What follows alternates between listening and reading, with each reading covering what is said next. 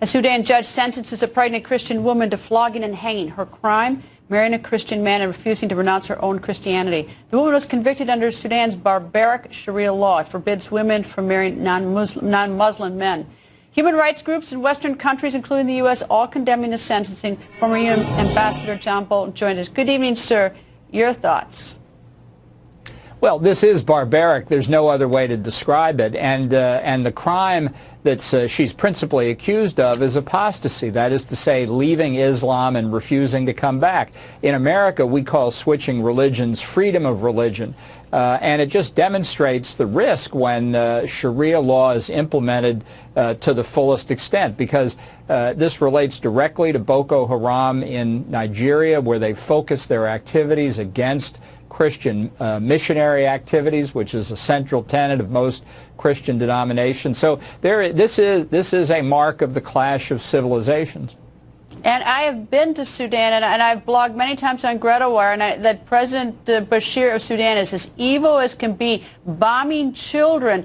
There's a picture with Reverend Franklin Graham in South Sudan, but he's bombing children in the Nuba Mountains. This is the most evil place, and he's the most evil person, and now we see this. Well, and he sheltered Osama bin Laden, and there's clear evidence that Sudan has been a base for other international terrorists. So whether the regime in Khartoum is itself terrorist, I think it clearly is, or whether it's affiliated directly with some of these other terrorist activities, it is indicative of this wave of radical Islamism that we're seeing all across North Africa and the Middle East. It's one more indication of what a serious problem it is, and why the United States and others need to take a more comprehensive view. These are not isolated incidents. What happens in Sudan, what happens in Libya, what happens in Nigeria, this is part of a larger pattern, and so far we haven't heard the president speak to it. Anger erupts outside a Sudanese court against the death sentence for a pregnant Sudanese woman. Her crime? The court said she abandoned her Muslim faith. Miriam Yahia Ibrahim, seen here on her wedding photo, was sentenced to death for apostasy because she married a Christian.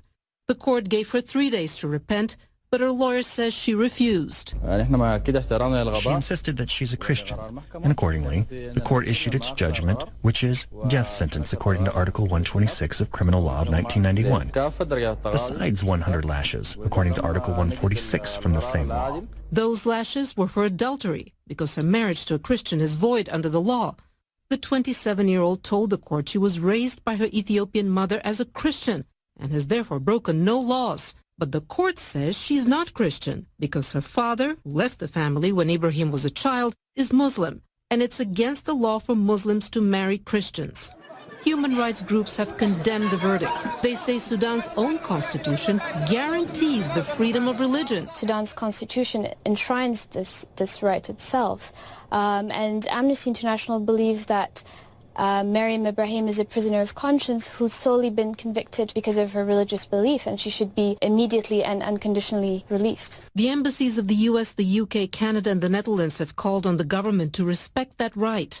Her lawyer says he will appeal all the way to the African Court of Human Rights and People. The court went beyond its mandate. The case should be referred to the family court, as it's its mandate to issue a decision if the marriage is legal or illegal, after which then the final say on whether Miriam is convicted or innocent. Ibrahim, who's expecting her second child next month, remains in custody with her 20-month-old toddler while her lawyer appeals. She has 2 years to fight for her life. The death sentence cannot be carried out for 2 years after she has given birth. Michael, perhaps you can tell our audience who hears a set of facts like that and thinks, that can't be real. That truly can't be real. How real is this? What are the chances this death penalty is going to be carried out? Well, there's every chance it could get carried out. Not initially, though, Ashley, and that is because this poor woman, Miriam Ibrahim, is actually pregnant. She's 8 months pregnant, as you pointed out. She's in prison, though, while she goes through the pregnancy. The court has said that she can have the baby and then breastfeed for 2 years after that, and then the death penalty will be carried out. Now, you make a couple of points here. She was born to a Muslim father. Now, under interpretation of Sharia law in Sudan, that means she is Muslim. Now, it doesn't apply the other way around, by the way, if it was a male. So she is considered a Muslim by the faith. Now, her dad left when she was 6. She was raised a Christian by her Christian mother. What happened then was that she grew up, she married a Christian man who, by the way, is a US citizen, which is an interesting angle to this story. The court then decided, as she's an adult, one of the relatives got involved, reported this. They said, you can't marry a Christian man, therefore the marriage is invalid, it's adulterous. You're getting 100 lashes for that crime. And then when the court said, renounce your Christianity, she said, no, I am a Christian. She said, they said, well, because you abandoned Islam, that's apostasy, and so you are subject to the death penalty. What's crazy about this is she never considered herself a Muslim. She always considered herself a Christian. That's how she grew up. She's refusing to renounce the faith. The court says, well, death penalty for you. What's another interesting fact here, as I said, her husband is a US citizen, says he's been asking for US help and has had none so far. It really is an extraordinary case. As I said, she's in prison with her other child at the moment, who's 20 months old, and she will have that child in jail as well, and not getting any treatment while she's in there, according to her husband. She's caring for a 20-month-old toddler in prison where, by the way, she's sick and having a bad pregnancy, and they refused to transfer her to a hospital. Her husband was not allowed into the courtroom, barred from the courtroom. He's in a... Sudan has just sentenced a woman to death who is 8 months pregnant. You big, strong boys. 26-year-old Miriam Ibrahim's crime is that she married a Christian and has refused to renounce her Christian faith. She will reportedly be hung sometime after she's given birth. Here's John Bolton's on this despicable intolerance from punks. It is indicative of this wave of radical Islamism that we're seeing all across North Africa and the Middle East. It's one more indication of what a serious problem it is and why the United States and others need to take a more comprehensive view. These are not isolated incidents. What happens in Sudan, what happens in Libya, what happens in Nigeria, this is part of a larger pattern, and so far we haven't heard the president speak to it. You know, these infidels over there who do this, Eric, I'm going to turn it around on you all. You call us infidels. You guys are out of the Stone Age. But if you have Sharia law and you're governed by Sharia law in a country that runs absolutely counter to human rights conventions they've signed, runs against everything we believe in as a country, why don't we just break diplomatic relations with these people? I think you could. I think it's a good idea. I'm all for that, by the way, as my newfound libertarianism. I think we can break diplomatic ties. For anyone that would think that Sharia law would supersede international laws, especially, but look, this woman was apostasy and adultery, and they're going to give her penalty was death by hanging and 100 lashes. Hopefully the lashes come after the death by hanging. These people are animals, and for anyone to say that Sharia law now should be instituted, like the Sultan of Brunei is trying to put Sharia law into that country, you're right, Bob. Cut off ties with them. I don't know that you can cut off trade with them, because Saudis, there are some that there's a big portion of Saudi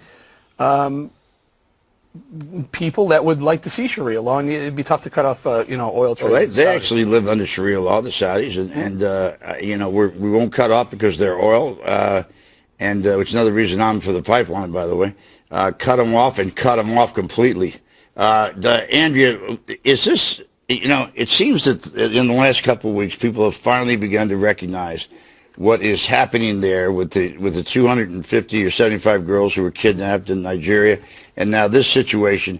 This has been going on a long time, and nobody's paid any attention to it. Hundreds and hundreds of years they have been killing not just men, but women for a lot less than marrying a Christian, too. Remember, she committed the worst crime of all.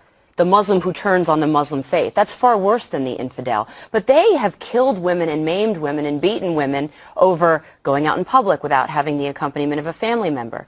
They have killed women for driving in some Muslim countries. You mentioned the Saudis. The Saudis have spent hundreds of millions of dollars funding Wahhabism, which is incredibly anti-West.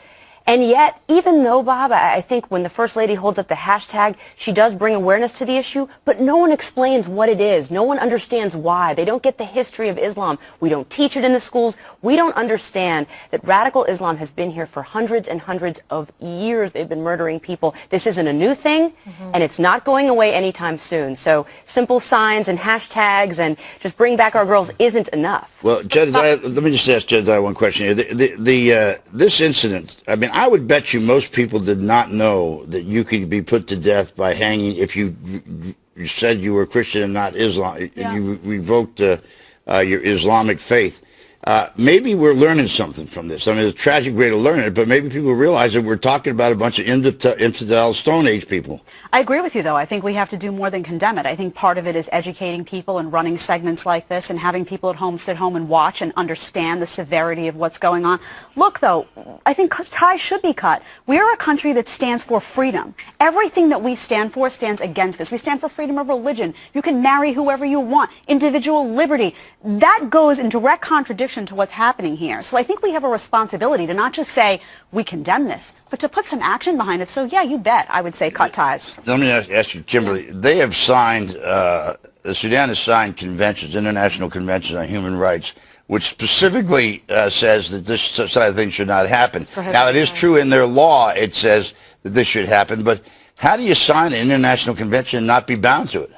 Well, that's the problem. So they're in violation of that, which is why it would be very helpful to bring a lot of attention to this situation. Her husband, to no avail, has begged the State Department, the United States, to get involved, and they have chosen to not do so. What is the message here? I thought they were talking about let's not have a war against women. Well, there is an international war against women to the point where this woman is going to be lashed 100 times and then she's going to be hanged. How is this okay? Why aren't people outraged? And the crimes of which they are accusing her, by the way, does anyone care that she's not guilty of those crimes? This is a legal marriage to a Christian man. She is Christian. They can prove, in fact, that she was never Muslim. It's not like it was a conversion. But they're going to be graceful and wait until her child is 2 years before they execute her. In fairness to Kerry and the State Department, they have spoken out about this. Okay, but so they haven't done anything would about you it. suggest cutting off all aid to the Sudan and other countries? Absolutely. All the countries. Because I'm going to remind you of this when you tell us that we should be continuing aid to certain countries, and I'm just going to remind you, well, if there's Sharia law in that country, you're willing to cut off. Let me make it clear. If there's Sharia law dominates that country's legal system, that it is something that we simply cannot abide and we should not participate in. No way. Yes, but our president believes that we have a shared history of tolerance with Islam. Well, if I'd seen some tolerance out of Islam, I haven't seen it anywhere soon. All right, coming up.